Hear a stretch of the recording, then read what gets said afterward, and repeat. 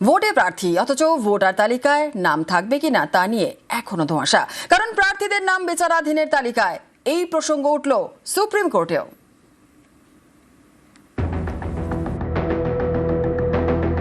28শে ফেব্রুয়ারি প্রথম ভোটার তালিকা প্রকাশ করে নির্বাচন কমিশন। তাতে বিচারাধীন 60,06,675। কলকাতা হাইকোর্টের নেতৃত্বে এই বিচারাধীনদের বিচার করছেন বিচারপতিরা। সেই মতো সোমবার মাঝরাতে সাপ্লিমেন্টারি তালিকা প্রকাশ করে কমিশন। তাতে দেখা গিয়েছে বিচারাধীন একাধিক প্রার্থীর নাম ভোটার তালিকায় উঠেছে।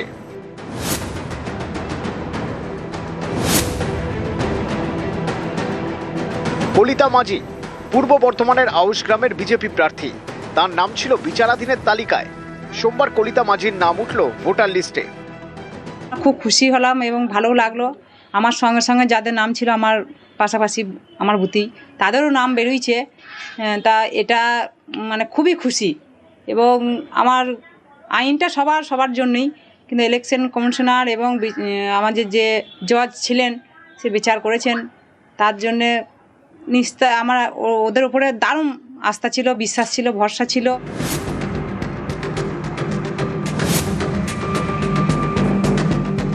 জাকির হোসেন মুর্শিদাবাদের জঙ্গিপুরের বিধায়ক, এবারও তৃণমূলের প্রার্থী।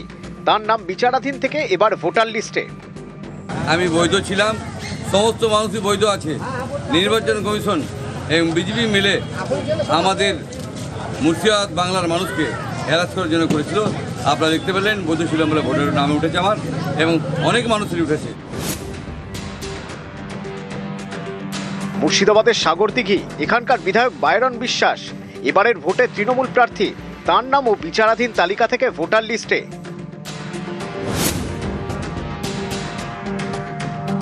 রাজ্যের মন্ত্রী উত্তর দিনাজপুরের গোয়ালপুকুরের 3 বারের তৃণমূল বিধায়ক গোলাম রাব্বানি এবারের ভোটেও তৃণমূলের প্রার্থী।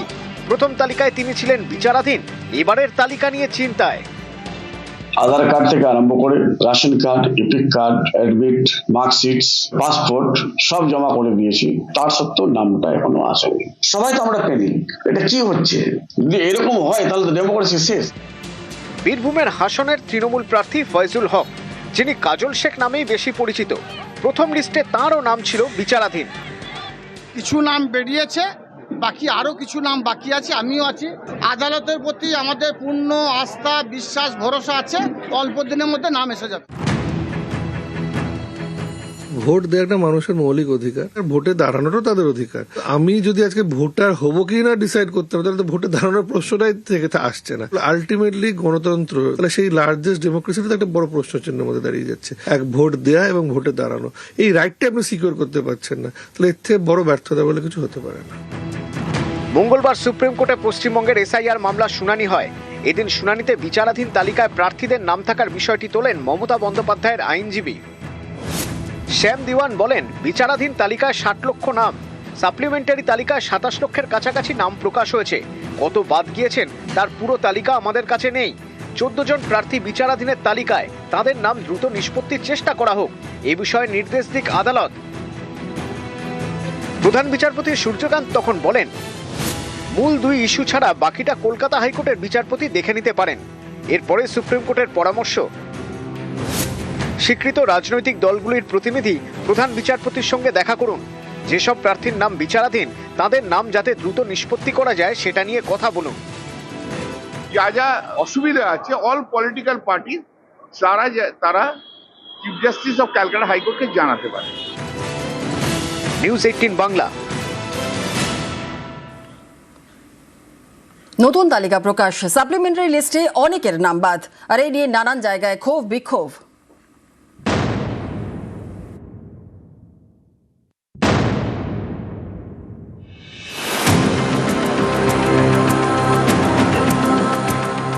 উত্তর 24 পরগনার বসিরহাট এখানকার বড় গোবরার 5 নম্বর বুথ। এই বুথে বিচারাধীনের তালিকায় ছিলেন 340 জন ভোটার। সাপ্লিমেন্টারি লিস্টে সবার নামই বাদের তালিকায়। বাদের তালিকায় রয়েছে খোদ বিএলওর নামও। তার 2 ভাইয়ের নামও বাদ পড়েছে বলে দাবি। যারা আন্ডার অ্যাডমিটিকেশনে ছিল প্রত্যেকেই আপাতত ডিলিটেড লিস্টে চলে গেছে।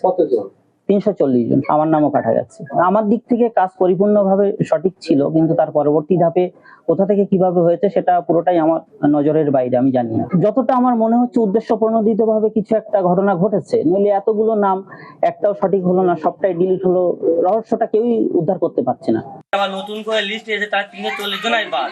তা আমরা এখন কি করবো? আমাদের এখন ভয়টা আতঙ্ক হয়ে যায়। আমাদের যে বিএলও ছিল, বিএলও আমাদের যে কাগজপত্র ঠিক করেছে, সে বিএলওরও বাদ দিয়ে দিয়েছে।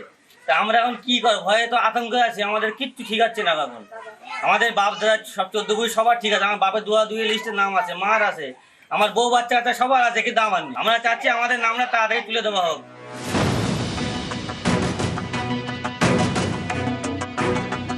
কলিতা মাঝি পূর্ব বর্ধমানের আউশগ্রামের বিজেপি প্রার্থী। তার নাম ছিল বিচারাধীনের তালিকায়। সোমবার মাঝরাতে প্রকাশিত সাপ্লিমেন্টারি লিস্টে তার নাম ভোটার তালিকায় উঠে গেছে। এরপরেই বিক্ষোভ দেখান ঘুষকরার ভোটাররা। আমার নাম উঠে নেই কেন? আমি তো এখানে দীর্ঘদিন আমি বাসিন্দা, এখানে আমি দীর্ঘদিন বাস করছি। কলিতা মাঝি বিজেপি করে, কলিতা মাঝি প্রার্থী দাঁড়াইছে, তাহলে কলিতা মাঝির নাম যদি উঠে তাহলে আমাদের নাম কেন উঠবে না? আমরা এখানে বুড়িয়ে গেলাম, এইখানে এবার মরবার বসে গেল, আমরা এই দেশেই বটি। হিয়ারিং এ সমস্ত ডকুমেন্ট জমা সব কিছু, হ্যাঁ সব জমা দিয়েছি আমরা।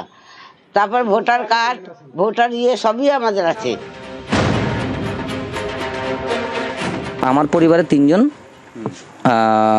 বিচারাধীনে ছিল, তারা 3 জনেই ডিলিট হয়ে গেছে। আতঙ্ক তো বটেই আছি। উত্তর 24 পরগনার বারাসাত, এখানকার 275 নম্বর বুথ, 68 জনের নাম বিচারাধীন ছিল। সাপ্লিমেন্টারি লিস্টে বাদের তালিকায় 64 জনের নাম, মাত্র 4 জনের নাম ভোটার তালিকায় উঠেছে বলে দাবি।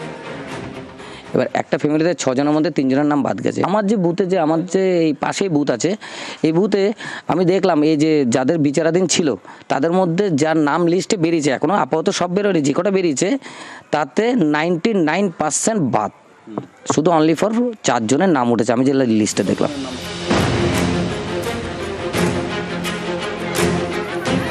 উত্তর 24 পরগনার খড়দার বন্দিপুর পঞ্চায়েত, এখানকার একটি জায়গায় 33 জনের নাম বাদ পড়েছে বলে অভিযোগ। তাদের অনেকেই পথে নেমে বিক্ষোভ দেখান। আমাদের আর সব 4টে ভাই বোনের আছে, আমার মেয়ের আছে, আমার স্বামীর আছে, আমার নেই। আমার বিয়ে হয়েছে 30 বছর হচ্ছে, আমি 30 বছর ধরে এখান থেকে এসে ভোট দিচ্ছি, আর এবারে বলে ভোট হবে না। ইলেকশনে কমিশনকে দায়িত্ব নিতে হবে। আজকের বৈধ ভোটার এরা, একটা বৈধ ভোটারের নাম বাদ যায় আমরা এখানটা ভোট পুরো বয়কট করব। আমরা খড়দা যে ক্যান্ডিডেট আমাদের দাঁড়িয়েছে তাকে আমরা জানাবো। নিউজ 18 বাংলা। এক বুথে 340 বিচারাধীন বাদ এবং প্রতিবাদে বসিরহাটে রীতিমতো বিক্ষোভ। বসিরহাটে 5 নম্বর বুথে 340 জনের নাম ছিল বিচারাধীন, আর 340 জনের নামই ডিলিট সাপ্লিমেন্টারি লিস্টে। যদি আমাদের নাম ঠিক না হয় আমরা একটা ভোট করতে দিচ্ছি না। 340 জনের নামই ডিলিট সাপ্লিমেন্টারি লিস্টে, ডিলিট বিচারাধীন বিএলএরও। বিডিও ইআরওরা কি বলছেন এই বিষয় নিয়ে? অনুপম সাহা রয়েছে, আরো বিস্তারিত বলবে। অনুপম। দেখো জুনেলা, গতকালই আমরা দেখিয়েছিলাম যে বসিরহাট 2 নম্বর ব্লকের যে 5 নম্বর বুথ, সেখানে 340 জনের নাম বিচারাধীন ছিল, আর সেই 340 জনের নামই ডিলিট হয়ে গেল। এবং এই 340 জনের নামের মধ্যে সেখানকার যে বিএলও, সেই বিএলওর নামও আছে, সেই বিএলওর নামও বাদ চলে গেল। এবং গতকাল রাতে আমরা এই খবর দেখানোর পর রাতে এই যে যাদের ভোটার লিস্টের থেকে নাম বাদ গেছে তারা সকলেই এই বিএলওর বাড়িতে যায়, কিন্তু বিএলও কোনো রকম সতর্ক দিতে পারে না। তার কারণ বিএলওর নিজেরও নাম বাদ দিয়েছে, সেটাও যেসব ভোটারদের নাম বাদ গেছে তাদেরকে দেখায়। এবং বিএলওকে সঙ্গে করে নিয়ে ভোটাররা গতকাল রাতেই বিডিও অফিসে যায় এবং ইআরওর সঙ্গে কথা বলে, কিন্তু ইআরওর সঙ্গে কথা বলার পর কোন রকম সদুত্তর না পেয়ে রাস্তায় নেমে পড়ে ভোটাররা। তারা রাস্তা অবরোধ করে বিক্ষোভ দেখাতে শুরু করে। তাদের মূলত যেটা দাবি ছিল যে অবিলম্বে তাদের নাম ভোটার লিস্টে তুলতে হবে, তার কারণ প্রতিটা সঠিক তথ্য জমা দেওয়ার পরেও কি করে তাদের নাম বাদ যায়। বেশ, ধন্যবাদ। যে কজন হিয়ারিং এ গিয়েছিল সেই 340 জনই ডিলিট হয়ে গেছে। 340 জন আন্ডার এডুকেশন হয় এবং 340 জনই পরবর্তী সময় ডিলিট হয়ে গেছে। তার মধ্যে আমি নিজেও আছি। ট্রাইব্যুনালেই আমাদের অ্যাপ্লাই করতে হবে। আমার নাম বাদ গিয়েছে, আমার কাগজপত্র সব জমা দেওয়ার পরে নাম ফেরত এসছে। আমার অসুস্থতায় আমি ওই হিয়ারিংয়ে দাঁড়িয়ে ক্লান্ত হয়ে পড়ে গিয়েছি, তার সত্ত্বেও আমার সেই কাগজটা ফেরত এসছে এখানে। এখন এই ডিলেট হয়ে গিয়েছে, আমি মানে ঘুম হচ্ছে না, ক্লান্ত হয়ে পড়ে গিয়েছি। এরকম চিন্তা, গরিব মানুষ না খাটলে খাওয়া হয় না, এই কাগজ নিয়ে আমরা ক্লান্ত হয়ে যাই। কিসের ভিত্তিতে ডিলেট করা হচ্ছে সেটা আমরা বুঝতে পারছি না। কমিশনার 11টা নথির মধ্যে যে কোনো একটা নথি সেখানে চেয়েছে, আমরা কেউ 3টে দিয়েছি, কেউ 4টে দিয়েছি, কেউ 2টোও দিয়েছি, কেউ 1টাও দিয়েছে। তাহলে কিসের ভিত্তিতে আমাদেরকে ডিলেট করা হলো, আমাদের কাছে প্রশ্ন এটাই। বার্থ সার্টিফিকেট দিয়েছি, মাধ্যমিকের অ্যাডমিট দিয়েছি, ডিগ্রি সার্টিফিকেট দিয়েছি, কাস্ট সার্টিফিকেট দিয়েছি, তাহলে আমার ডিলেটটা কী কারণে হচ্ছে? নির্বাচন কমিশন তো একটা রাজনৈতিক দল দ্বারা পরিচালিত হচ্ছে। বারবারই কোনো রাজনৈতিক দলের কোনো বিরোধী দলনেতা বাংলার ক্ষেত্রে বলছে যে 1 কোটি রোহিঙ্গা বাদ দেওয়া যাবে। আমার মনে হয় তাদের কথা আবদার মানার জন্যই কি আজকের এইগুলো করা হচ্ছে। আর উত্তরবঙ্গ থেকে প্রচার শুরু মমতার। আজ উত্তরের 3 বিধানসভা কেন্দ্রে পরপর জনসভা তৃণমূল নেত্রীর। প্রথম সভা হবে ময়নাগুড়িতে, দলের প্রার্থী রামমোহন রায়ের সমর্থনে এই সভা।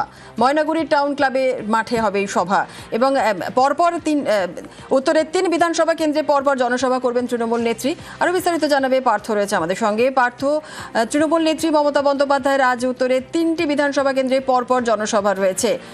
কখন কোন কোন জায়গায় এই সভা রয়েছে এবং তার ঠিক কর্মসূচি কি রয়েছে? একেবারে দেখো, গতকালই কিন্তু তৃণমূল নেত্রী মমতা বন্দ্যোপাধ্যায় উত্তরবঙ্গ সফরে এসেছেন এবং গতকাল তিনি একটি কর্মসূচিতে যোগ দেন এবং আজ কিন্তু এই 26 নির্বাচনকে সামনে রেখে উত্তরবঙ্গকে পাখির চপ করে আবারও এগিয়ে যেতে চাচ্ছে তৃণমূল কংগ্রেস। আজ কিন্তু তার তিনখানা সভা রয়েছে, জলপাইগুড়ি 2টো এবং দার্জিলিং এর 1টি, অর্থাৎ 3খানা বিধানসভায় তার জনসভা রয়েছে। প্রথম জনসভাটা তিনি করবেন ময়নাগুড়ি টাউন ক্লাবের মাঠে দলীয় প্রার্থী রামমোহন রায়ের সমর্থনে। গতবার কিন্তু আসনটি হেরেছিল তৃণমূল কংগ্রেস এবং সেখানে দুপুর 12টা নাগাদ তার কর্মসূচি রয়েছে এবং তারপরে তিনি সোজা চলে যাবেন ডাবগ্রাম ফুলবাড়ি এবং সেখানে দলীয় প্রার্থী রঞ্জন সিং শর্মার সমর্থনে ডাবগ্রামের জাবরাভিট হাই স্কুল মাঠে তার জনসভা রয়েছে দুপুর 2টো নাগাদ এবং শেষ সভাটি করবেন দার্জিলিং এর নকশালবাড়ি কেন্দ্রে, একেবারে ভারত নেপাল সীমান্ত লাগোয়া এই নকশালবাড়ি। সেই আসনে কিন্তু দলীয় প্রার্থী শঙ্কর মালাকারের সমর্থনে তিনি সভা করবেন এবং 3টি আসনে 21 পরাজয় হয়েছিল এবং এই 3টি আসন ফিরে পেতে মরিয়া ঘাসফুল শিবির। আর তাই প্রচারের শুরুতেই কিন্তু ঝড় তুলতে চাইছেন তৃণমূল কংগ্রেস এবং তাই শুরুটা এই 3 আসন দিয়েই করছেন দলীয় নেত্রী মমতা বন্দ্যোপাধ্যায় এবং এই পরপর 3টি জনসভা স্বাভাবিকভাবেই উত্তরবঙ্গে কিন্তু যে ভোটের যে পারদ তা কিন্তু আছে চড়বে, তা কিন্তু বলাই বাহুল্য। ধন্যবাদ।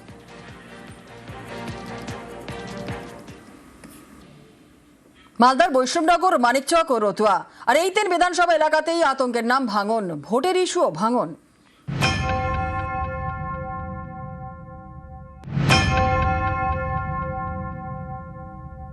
আমাদের প্রতিদিনই জন্ম আর মৃত্যু হয়। এখানে প্রায় 900 পরিবার এখনো খোলা আসমানের নিচে রয়েছে, কোনো রাজনৈতিক দল আসেনি। তিরপলের নিচে এইভাবে আমরা খোলা আকাশের নিচে থাকি। 1 কাঠা পাট্টার জন্য আমরা কত না ডিএম অফিস, কত বিডিও অফিস গেলাম, আমাদের পাশে কেউ দাঁড়ায় না।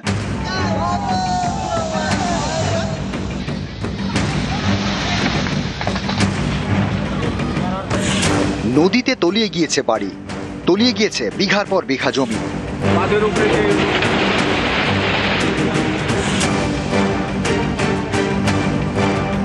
এসব মালদার ভাঙনের চেনা ছবি।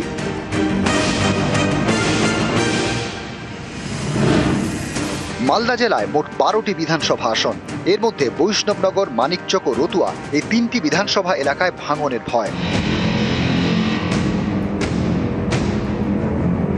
বর্ষায় গঙ্গার ভয়ঙ্কর রূপ, জলের তলায় তলিয়ে যায় বাড়ির পর বাড়ি।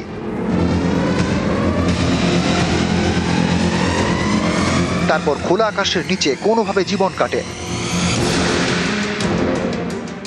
আমাদের প্রতিদিনই জন্ম আর মৃত্যু হয়। এখানে প্রায় 900 পরিবার এখনো খোলা আসমানের নিচে রয়েছে, কোনো রাজনৈতিক দল আসেনি।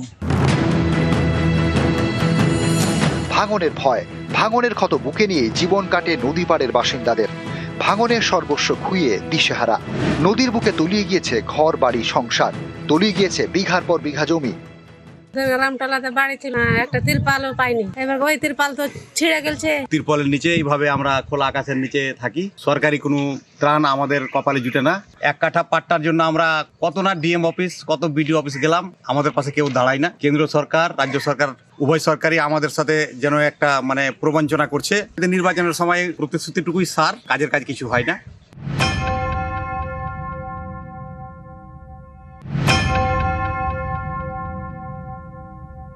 এটা মালদার জন্য খুব মারাত্মক একটা সমস্যা। তবে যতটুকুই করছে আমাদের স্টেট গভর্নমেন্ট কাজ করছে, তবে যে পরিমাণ কাজ দরকার সেই তুলনায় অনেক কম। প্রচুর টাকার দরকার, স্টেট গভর্নমেন্টের পক্ষে একা সম্ভব নয়, সেন্ট্রাল গভর্নমেন্টও কিন্তু সহযোগিতা করছে না। গণতান্ত্রিক ব্যবস্থায় কেন্দ্রীয় সরকার সরাসরি এসব কিছু করতে পারে না। মানুষ একবারে ডুবে যাচ্ছে, এইটা নিয়ে রাজনীতি তো করা উচিত না। নদী ভাঙন তো তারা বন্ধ করতে চাচ্ছে না। মালদা থেকে ক্যামেরায় লিপেশ লালা ও ঝন্টু মণ্ডলের সঙ্গে সেবক দেব শর্মা, নিউজ 18 বাংলা।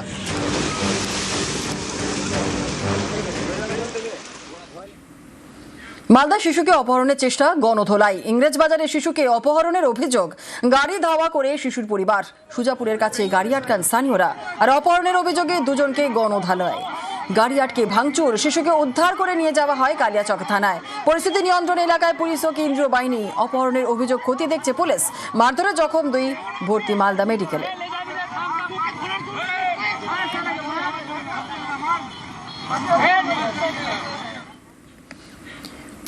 ফের এলপিজি বুকিং এর দিন বদল। এলপিজি বুকিং এ অপেক্ষার সময় বাড়লো। ডাবল সিলিন্ডার থাকলে 35 দিনের আগে বুকিং নয়। ঘরোয়া রান্নার গ্যাসের বুকিং এ ফের নিয়ম বদল। 25 দিনের বদলে এবার 35 দিনের অপেক্ষা। মধ্যপ্রাচ্যের যুদ্ধ পরিস্থিতিতে আগেই গ্যাস বুকিং এর সময়সীমা বাড়ায় সংস্থাগুলি।